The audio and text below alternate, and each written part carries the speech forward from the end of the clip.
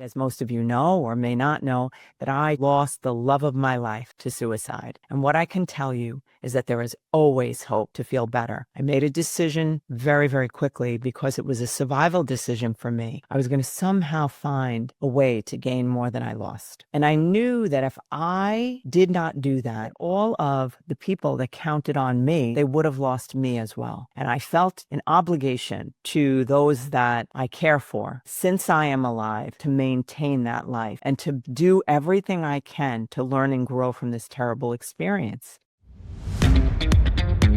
Hey guys, it is Alison. I am the host of your show, Alison Answers Mission Awake. I cannot wait to sit down with you today and go over how we are going to crush the mediocrity in your life that has been plaguing our society since the beginning of time. I cannot wait to have a real deal conversation that includes intelligence, fun, excitement, and real actionable steps to make a real difference in the life that you're living now and making it into something you can be damn proud of and excited to live. Sit down, put on your damn seatbelt, and get ready for the ride of your life.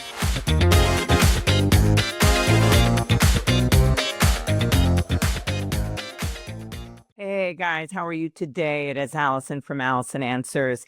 The primary reason for my video today is to reach people who have lost hope.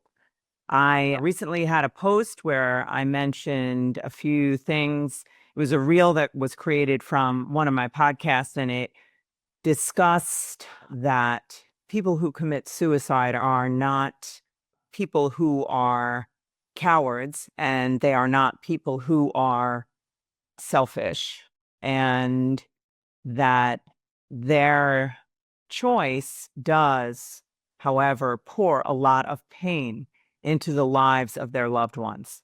So in that post, it reached a lot of people who began to share their lack of hope, and people who also shared their loss to someone dying by suicide. So I decided today, I felt a bit burdened by this because I see, right in front of me that there's a lot of people who are really struggling, which I do know by owning counseling centers that that's true. However, I want to address the people specifically who are finding themselves in a place where they feel like they're a burden to everyone. They feel like they have lost a vision for their future. They feel as if they have no hope. They do not believe in their value on this earth, and that they do believe that they're not lovable, and that they have an obsessive thought about their lack of value, and how usually what can happen to someone who has lost hope is that they do not see any possibility of their lives getting better. So I want to begin with that. I can tell you without any doubt that no matter how dark things have gotten for you, I promise you that there is always a solution, that there is always a way out.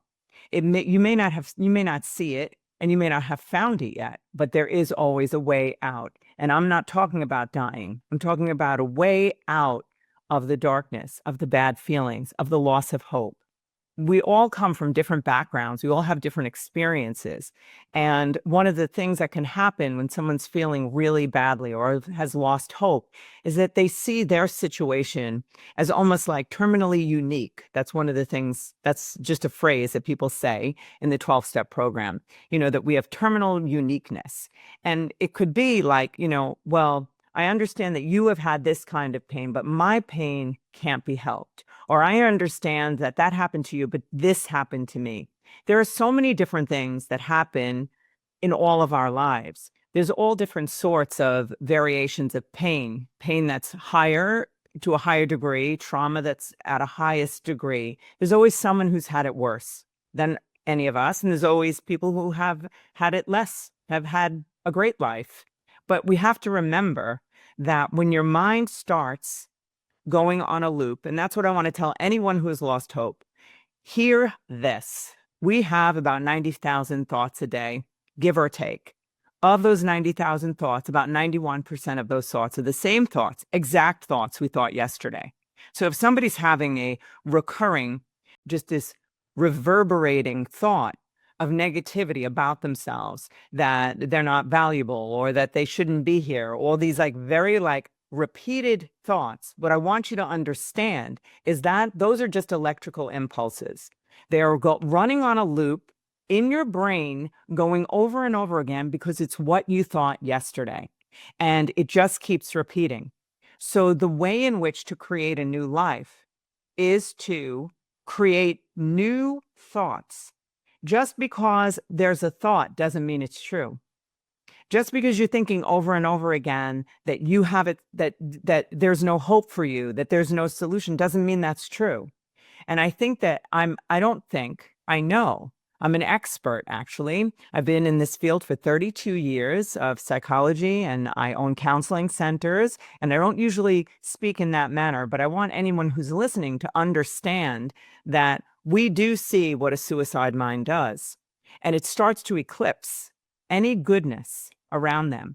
It begins to not be able to see the things in the room that are of value to them, not to be able to see the love in other people's eyes, because when we have a thought that's repeating over and over again, it turns into an actual belief, and it becomes it creates feelings, and those feelings are the feelings we become chemically addicted to.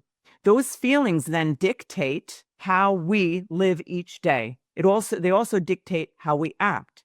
So it could be that you just stay in bed. It could be that you just, when you walk into a room, because of the mask over your eyes or the belief that's over your vision that says, no one loves me.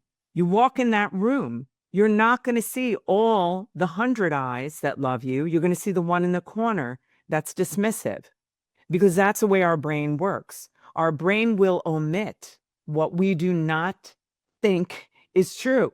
We won't even see it. So if you believe that no one will ever love you, you may not see the person who loves you. You may not see that tomorrow is a new day, that you have a new opportunity to make a change, that you can transform your thoughts. And I want to speak to people who are young, who are teenagers. So if you're a teenager or you're under 21, one of the things to remember is that I would say to people, let's say you're 14, I would say, how long have you been not a child? And if you really stop and think about it, if you're 14, and I would just ask, when did you become a teenager? When did you leave being a child? And they might say 10 or 11. So that means they only have the experience for 2 or 3 years or 4 years of being an adolescent, being in another stage of life. They don't have evidence of getting over things. They don't have evidence that life can be wonderful in your 20s and in your 30s and in your 40s and in your 50s. They do not have that information. So anything that we try that we haven't yet tried, anything that we haven't overcome, we don't know that we can overcome it. So it requires almost like this kind of belief that it hasn't been developed yet. You don't have the evidence or the proof that you can get over this. I can tell you that there is proof that you can get over this. I have seen countless, I don't even know how many, could I say thousands? Probably, of adolescents or young children come out of the darkest situations and be able to become the pilgrim of their life. And what I mean by that is a lot of people have trauma in their younger years. So what will happen is throughout that period of time, let's say their entire family has not overcome.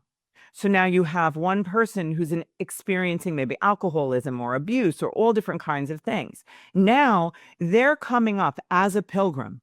So they have a choice to follow the path of their history, of their family, of drugs, of alcohol, or whatever it is, abuse, or feeling unworthy. And they also have the choice to say, I am going to cut through this jungle of bull, and I'm going to become somebody who has overcome.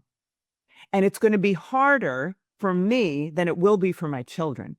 But I'm paving a path. You can pave your path when you're 12. You can pave your path when you're 12 years old and things don't look right.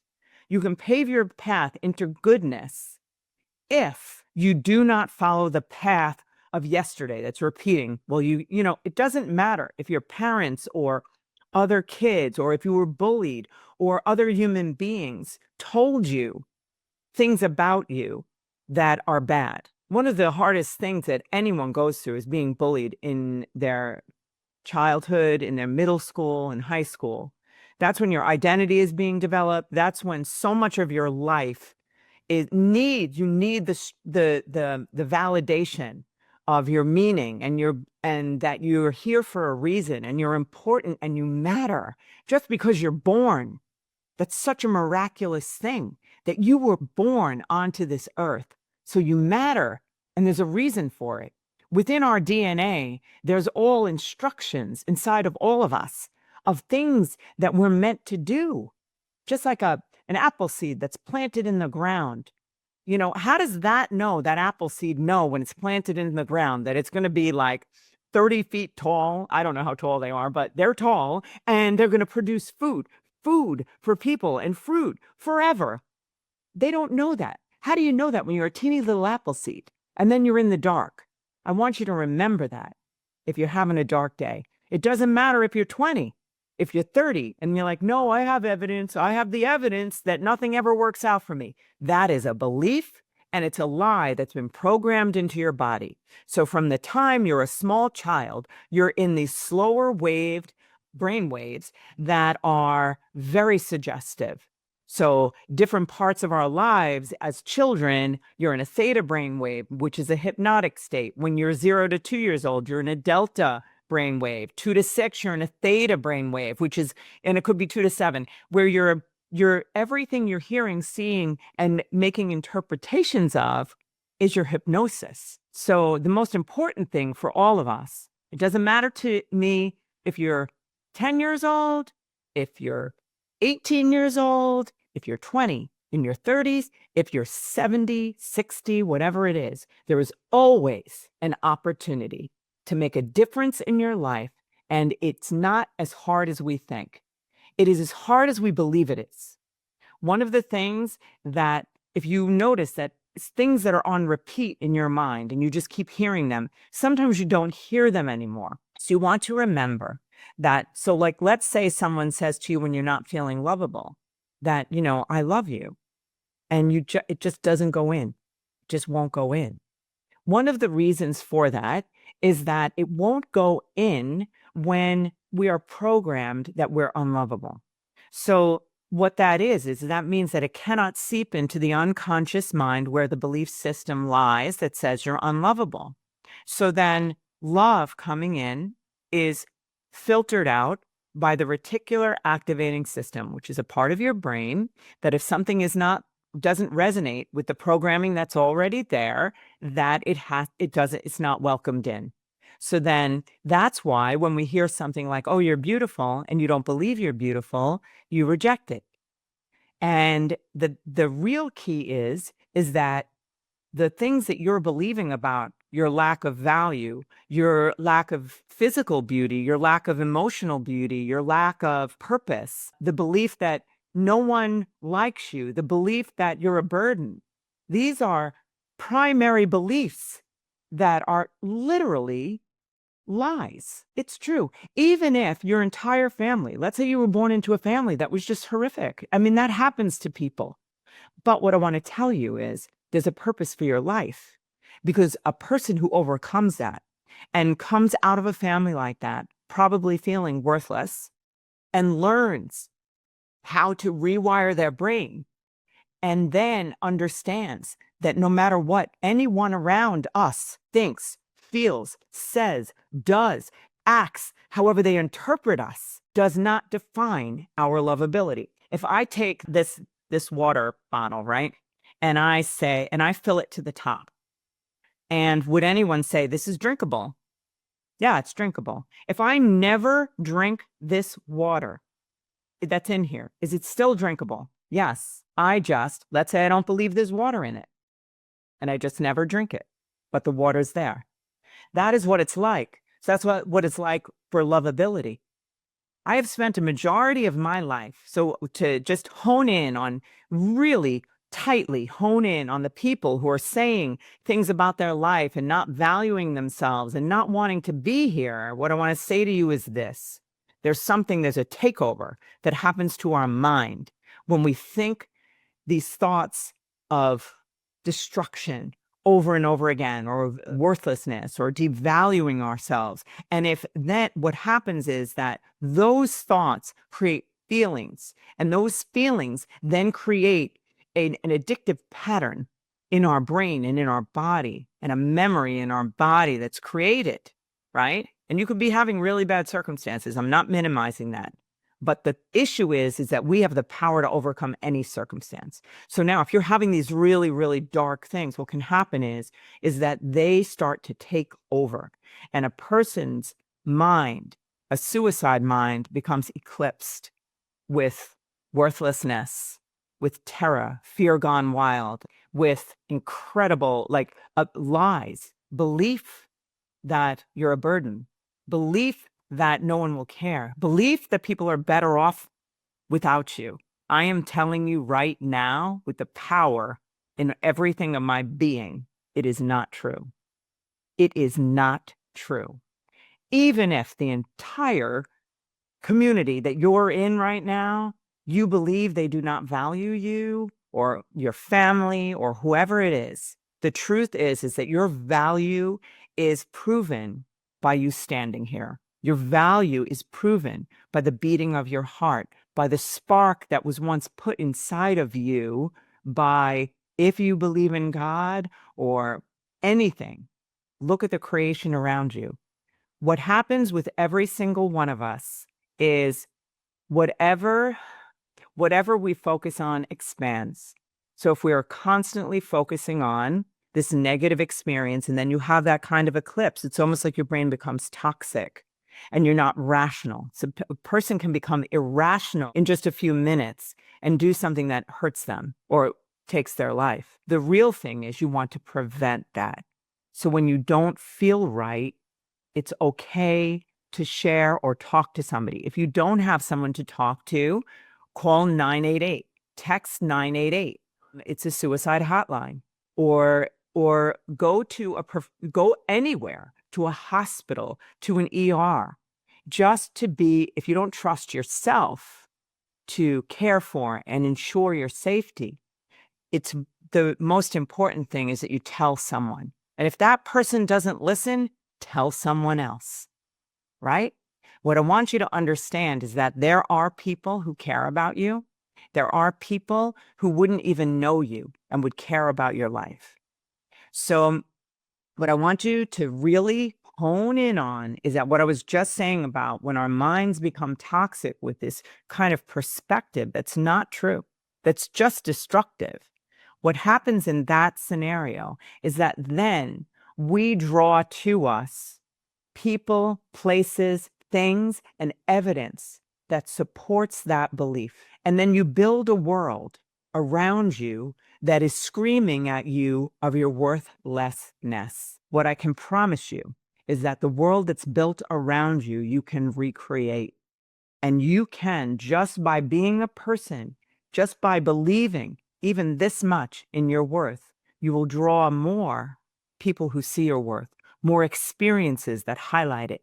It doesn't require hard work. It may feel that way, but if you just stop the thought, any thought that lives for 17 seconds, the way it works is that it draws another thought, a like-minded thought to it. And then they start to gain momentum and they just build and build and build. I'd call it, it's kind of like a toilet bowl. What happens is you just keep spiraling down. And before you know it, you're in bed, or before you know it, you feel like your life is worthless. What I really want you to understand is that is a 100% a way out. I could sit in front of any one of you and show you that you can find the spark of life inside of yourself. And once you see it, the spark becomes a little flicker and you put a little air on it, like good thoughts. And I'm not talking about this like power of positive thinking. Positive thinking is actually powerful. There's nothing that's created without a thought first? Nothing. But your biology is something that you need to know. I don't care if you're 12 or you're 100.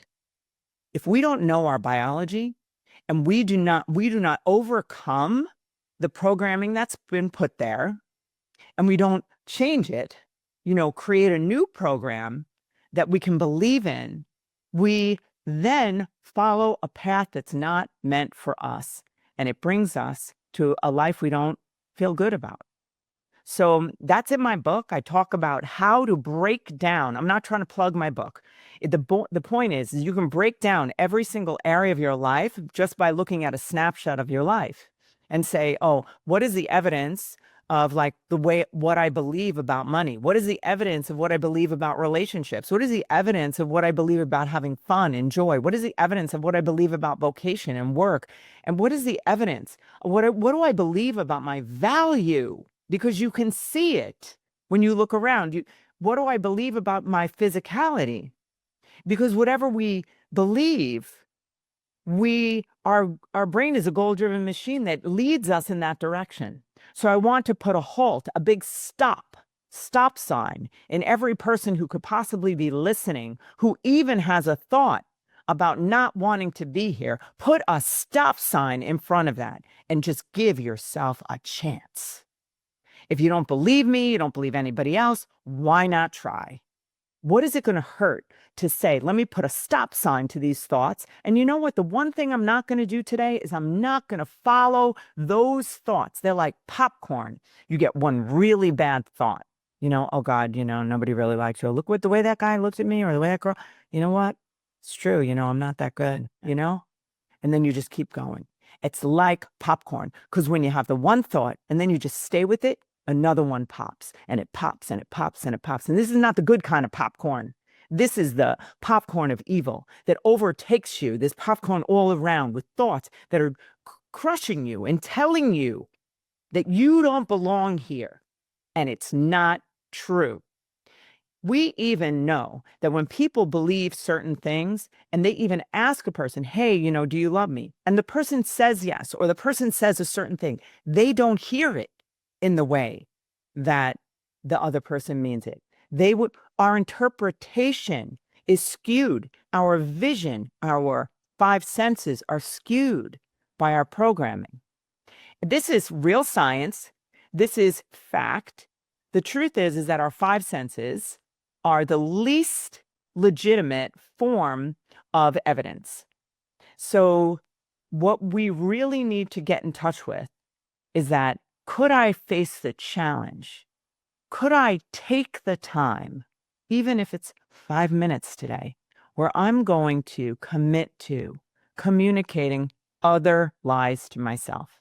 So the lies that are telling you that you're a burden, the lies that are telling you life sucks, the lies that tell you things will never get better. How about, if you believe them, how about just lie to yourself? Every day in every way, things are getting better and better for me. Just as much as those obsessive thoughts are coming to you and they're hurting you and they're putting you on a path that's not getting things better. So they're not your friend, those thoughts. How about the thoughts that say, every day in every way, I choose life. Every day in every way, I will find the beauty.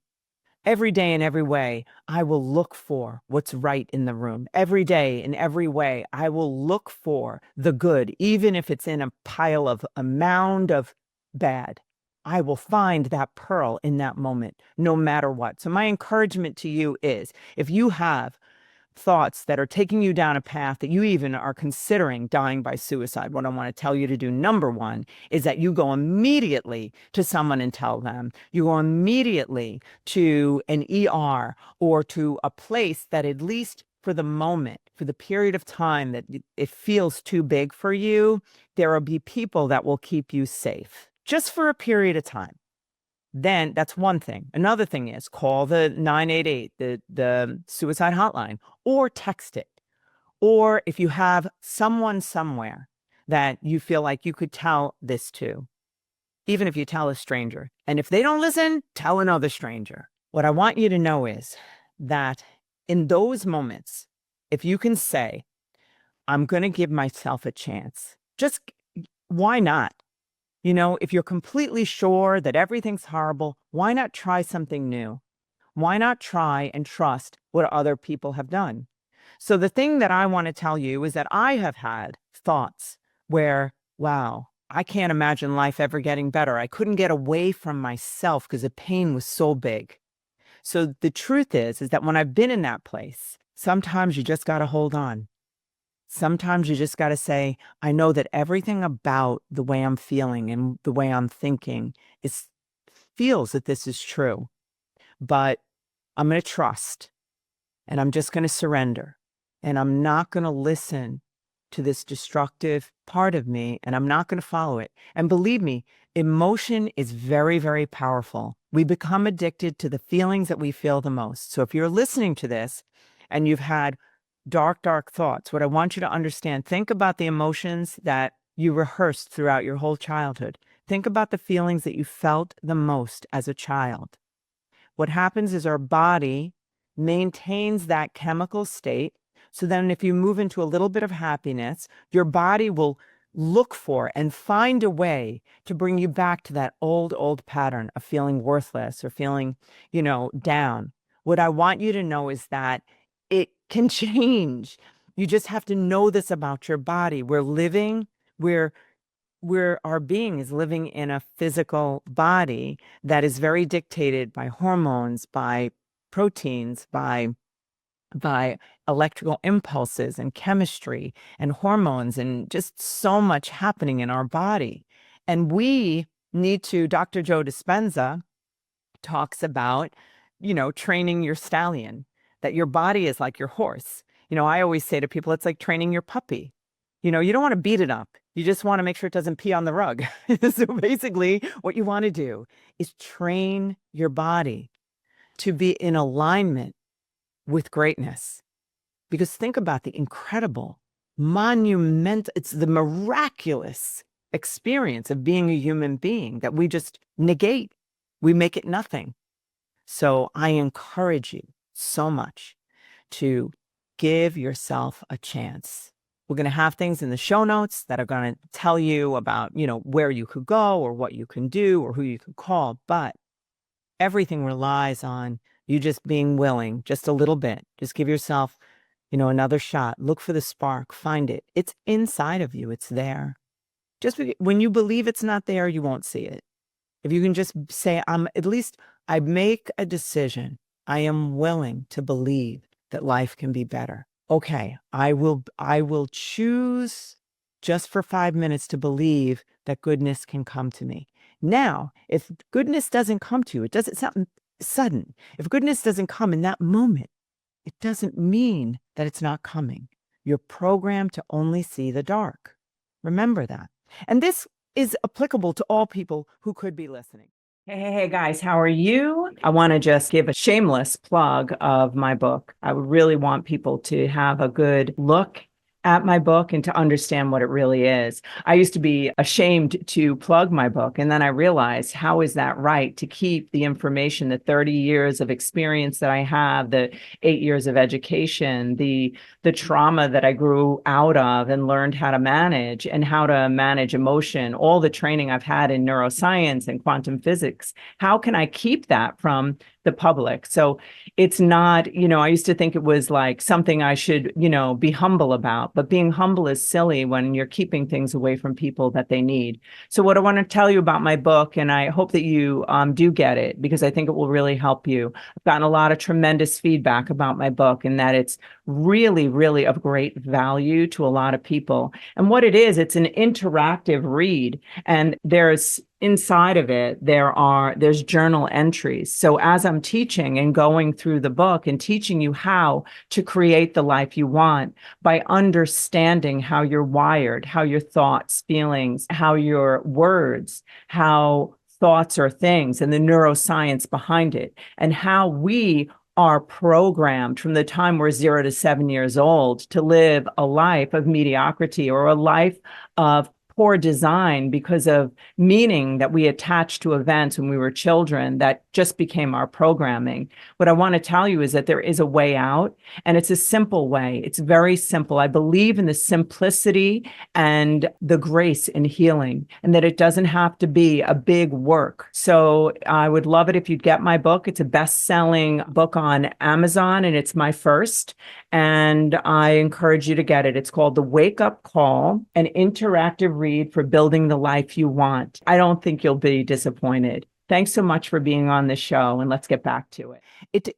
I'm talking to a very extreme, dark area of life that people, we have so many suicides that can be prevented with the understanding of our mind, our body, our emotions, and that it's really a total toxic takeover of the mind. It's a suicide brain.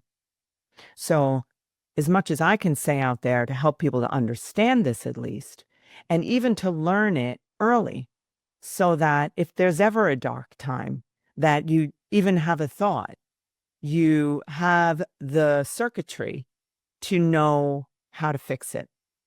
I want to tell you a really interesting thing, and I just kind of absorbed this over the last several years, and I've been doing this a long time. It's the concept with children that when we're in an emotion that's really painful or, a struggle or a problem, we really, really believe that it's never going to change. So what I do now when I feel sad or I have a hard time or I have a conflict or something's bothering me, I ask myself, when I'm really feeling it, I ask myself, hey, Alison, do you believe that this is going to be this way forever?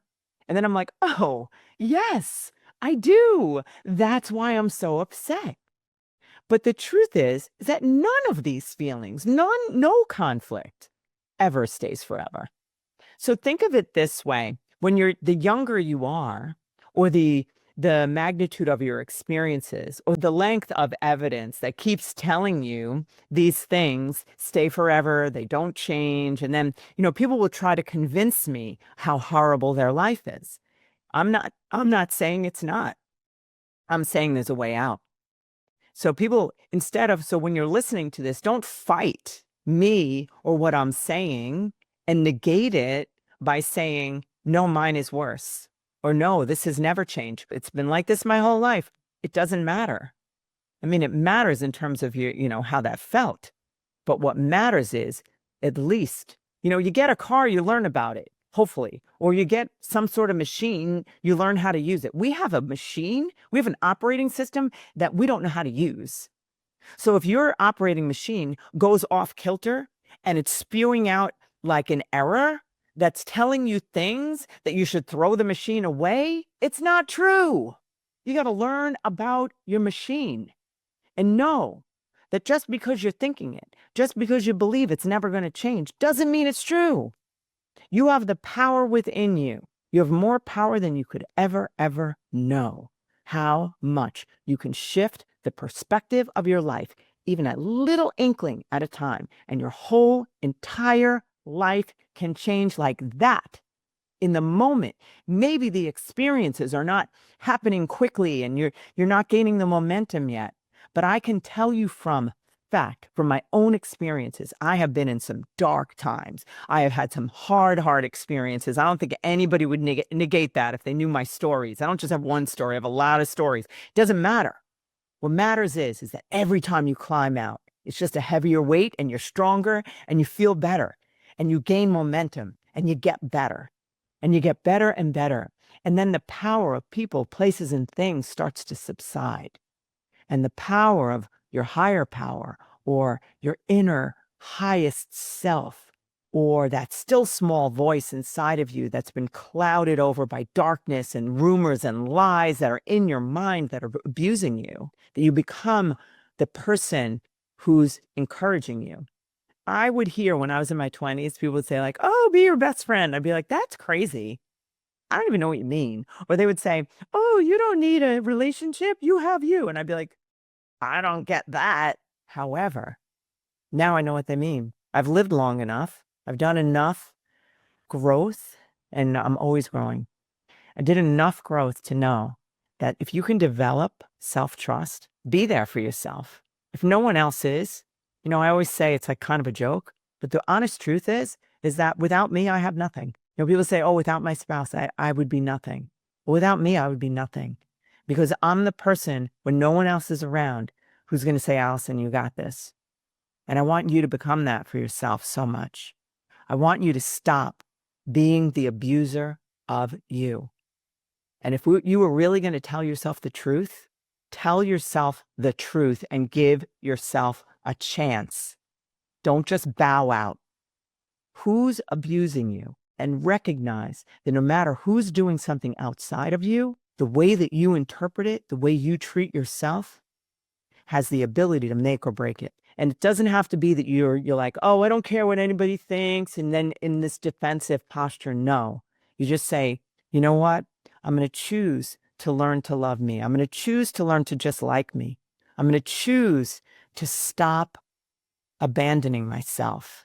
I'm going to choose to take care of myself and my body. So even if you're laying in bed and you're whatever, addicted to things or whatever it is happening in your life that is just making it darker and darker, the solutions when we're in a dark place, like that bring some, instant gratification or some sort of relief, like maybe, smoking or drinking or whatever, having sex or whatever the things are you think that are going to give you a moment of relief. Very often, those are the things that are destroying you. So just give yourself a break. You could even sometimes if you just walk out a door and you just put your face in the sun and then you turn left or you turn right, and then you just happen to run into one person that could run into another person, or you have an experience or you hear something because you stopped the noise in your mind and you allowed yourself to live for the moment. At that moment, life can take a series of turns out of that dark place. And it doesn't have to be a big thing. It doesn't have to be that you have like some magical moment. It could be that each moment is a stepping stone to the next place, to the next person. You could meet someone when you walk out your door that changes your entire life just by knowing them, because they introduced you to somebody else or just by one word they say. I've had people say one sentence to me that has never left me. 40 years, 50 years, never left me, because it was magical, the words, it was godly. So I hope that, and I speak now, actually, I put a golden white light around this video. And I say, may this video go to anyone who needs to have hope. May this video be transformative in your life. May this video tell you that you are worthy, that you are lovable, no matter what your circumstance is. And be the strength of your life. Be the one who is certain that regardless of people, places, things, circumstances, that you have your own back. Think about it. Now, I'm going to give you a couple of affirmations. I am worthy. Remember, every single thing I say or you say after I am identifies us. When you say I am tired over and over again, very often that's code for sad. It's code for I need to bow out and excuse myself from life. I'm bored. That's also partly sadness or feeling just no purpose. I want you to use language that doesn't make sense to you. Whatever it is that you feel about yourself, let's say you feel like a mess, you feel like you can't get out of your own way, say the opposite. I am organized. I have clarity. I am clearer and clearer every day. I am overcoming each struggle. I am worthy. I look for value.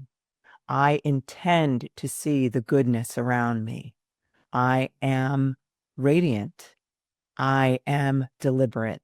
I am decisive. I am healthy. I am enthusiastic. I am energized. I am vitalized. When I'm tired, I want you to know what I do. I say, oh, I choose to be vivacious. I choose enthusiasm. I choose energy, because within us, we have the power of incredible energy. We just don't know it.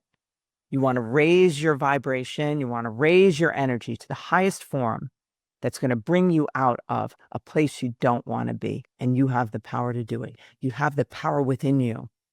And I believe in God. I believe we co-create with God. Whether you believe or not, you were made a miraculous being that has power. So use that power wisely. Use it to create goodness, no destruction. So I am worthy. I am radiant. One of the things I do is when I'm working out or whatever it is, wherever I am, if I'm driving, if there's traffic, I go through the alphabet. So I will go A, I am abundant. I am affirmed. And then go B, I am beautiful. I am bountiful. C, I am confident. I am courageous. I am composed. I am certain. I am consistent. D, I am deliberate. I am decisive. I am driven. I am distinguished. I am dignity. E, I am enthusiastic. I am elegant. I am ecstatic. I am an entrepreneur. Let's go to F. F, I am, what I say is I am feminine. I am free. I am financially free. I am fun. And for E, I say I'm excited. I am excitement. G, I am gorgeous. I am generous. I am grateful. I try to do a physical thing, an emotional thing, and then I do a spiritual thing. H, I am happy. Yes, right? I am intentional. Be intentional. I am intention. I am insightful. I am intellectual. J, I am joyful. K, I always have a hard time with K. I am king. JK, L, I am loved. I am loving. I am lovely. I might say things, I'm luxurious. M, I am a miracle magnet. I am miraculous. I am magnetized. I am magnetic. I am a miracle worker. I am a miracle magnet. I am a money manager. I manage great, great wealth. I am a miracle worker. I am a miracle in every way, morning, noon, and night. N, just go through it. LMNO. I am organized. I am optimistic. P, I love P. I use it all the time. I am poised. I am punctual. I am peaceful and productive. I love that one. I'm proficient. PR. I am respected. I am respectful. I am radiant. I am radiance. I am real. S. I am successful. I am seen. I might say I'm sexy. Don't tell anyone. I am smooth. I am certain. Even though it's not a C, you can just let it roll off your tongue. It doesn't have to be perfect. T. Just think of the T's. And if you miss one, you don't have to be perfect. Like a lot of times I'll go back to C because I like C a lot, because I like the idea of confidence and courage and certainty and consistency. I love those. I love deliberate and divine and dignified. Anything you feel the opposite of, most people who are hurting do not feel dignity. So restore your dignity. I am dignity. I am respect. I'm respectful, right? I am giving, I am loving, I'm certain. Think about it. V, I'm vivacious, I'm victorious. Trying to think, I'm staring at you, trying to think of the other ones. That you have my point. You can, when your mind starts to go and it won't stop, and you just feel like you can't shut down those thoughts, even if one of the things that I will do too, is I will say, which is kind of interesting. I will, if I can't sleep or something, I will say, I receive the peace of God. And I'll just keep saying it. Slow your breathing down and just choose to be in charge. It takes time for your body to learn that you're in charge. So I know that this is a very different type of podcast, but I feel a strong pull to the people who commented on my post and who shared their pain. And shared their pain also about losing people to suicide. As most of you know or may not know, that I too lost the love of my life to suicide. And what I can tell you is that there is always hope to feel better. I made a decision very, very quickly because it was a survival decision for me, was that I was going to find some way, which seemed impossible. Remember, just because it's impossible doesn't mean that you can't decide to do it. I was going to somehow find a way to gain more than I lost. And I knew that if I did not do that, that all of the people that counted on me, they would not have only have lost him, but they would have lost me as well. And I felt that an obligation to those that I care for, my employees, children, people I love, that I have an obligation, since I am alive, to maintain that life and to do everything I can to learn and grow from this terrible experience and to become the person who is able to overcome. And what I want you to know is that if you make that choice, you know what? The other choice, consider the alternative. Choose your hard. What's harder? It doesn't mean you're not going to have hard days and you don't want to get out of bed. What it means is that when you're in that bed, you're going to find something good. Wow, look at that pretty sun.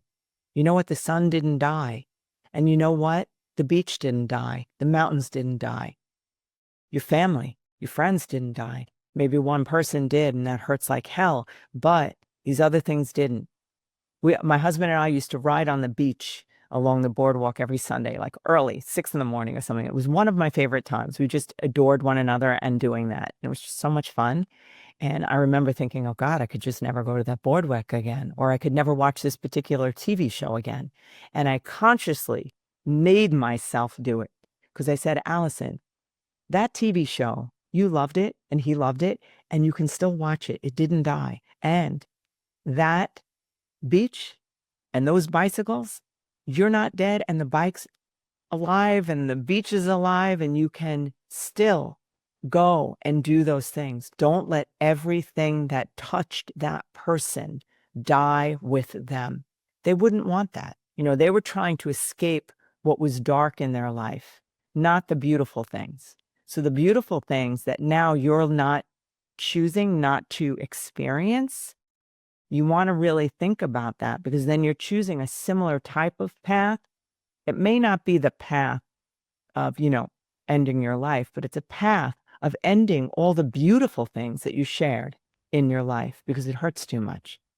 But really tackling those things and being with those things, within reason, and not letting your life or the beautiful things around you is part of your expression of allowing them to continue to live the parts of them that loved those beautiful things.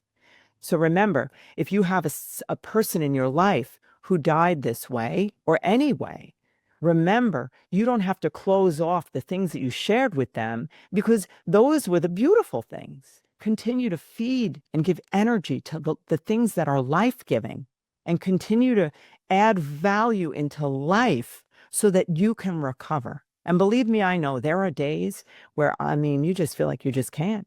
You just feel so angry, or you feel so hurt. It's just such a wide array of emotions. But when you have the opportunity at some point in that day, depending upon how soon it happened, you maximize it. Somebody in my family said, hey, well, I don't want to publicize them, but they said, when we feel a moment of laughter, we're basically crying all the time. But when we feel a moment of laughter, let's maximize it.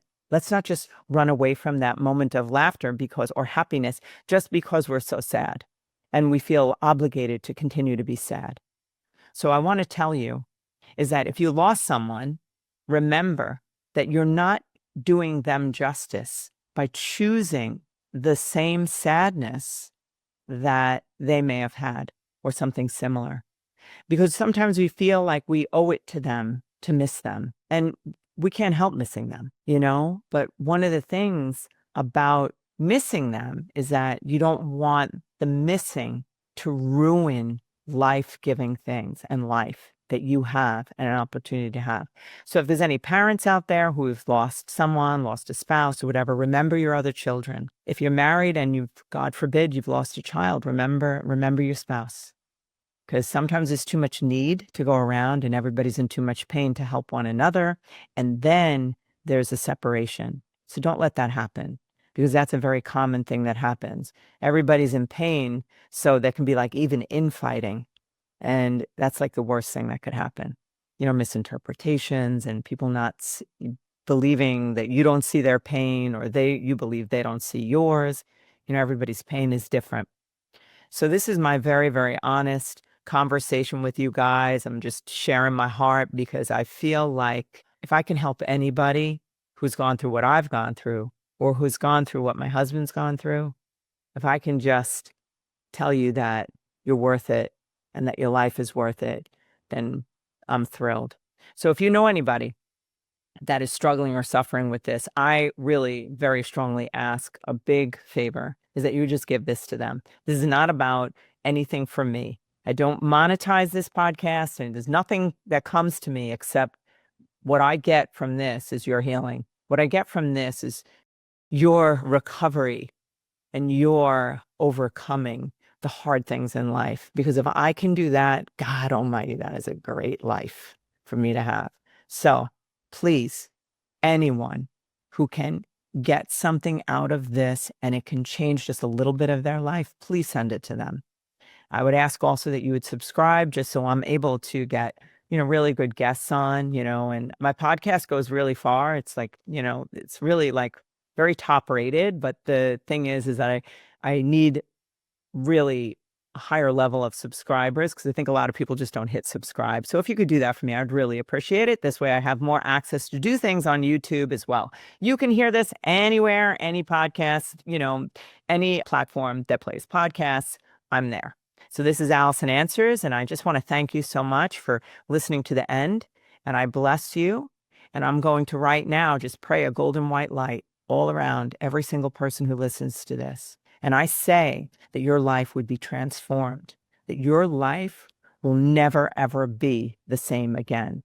That after this, I pray that the energy of God, or whatever source, universe, whatever you believe, that it just surround you with love, with light, with freedom. I speak over everybody's brain that has dark thoughts, and I command those brains to be healed and to enter into a new reality. And I ask that all of those little connections in your brain, that they would become rewired into love, into light, into worthiness, into dignity, into self-respect, self-trust, into certainty and faith. And I have the faith in me for your recovery until you have it for yourself. I pray that you are blessed and your socks are blessed right off your feet. Okay. All complete love for you guys. All I have to say is stay. Don't give up. Guys, thank you so much for listening to the show. I just want to say to you that we are all together a part of the Mission Awake, a mission that's going to stop the mediocrity that's plaguing all of us. So if you got something here today, I ask that you would be a part of this mission and you'd share it with whoever you can. Take a screenshot of the show and share it on your Instagram. If you are looking for me, you can find me on social media platform Instagram, Alison Answers, or Lager Counseling Services.